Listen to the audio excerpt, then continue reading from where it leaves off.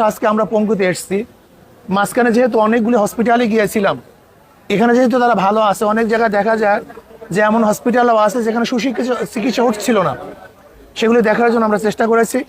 আমি সরকারকে বলবো, অন্তর্বর্তীকালী সরকারকে বলবো, সর্বোচ্চ গুরুত্ব দেওয়া দরকার রুগীদের ব্যাপারে, যারা আহত হয়েছে এবং বিভিন্ন ধরনের অসুস্থ হয়েছে, গুলিবিদ্ধ হয়েছে, যাদের চক্ষু নষ্ট হয়ে গেছে।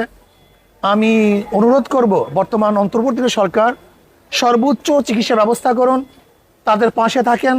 যদি বাংলাদেশে চিকিৎসা না থাকে, এরকম কিছু দেখলাম যাদের অবস্থা খুবই খারাপ, যেমন আল কারিমে একজন হসপিটাল আমি দেখলাম হসপিটালে আছে যাদের ঘাড়ের মেরুদণ্ড ভেঙে গেছে, যেটা আমাদের দেশে বাংলাদেশে চিকিৎসা হবে বলে আমার মনে হয় না।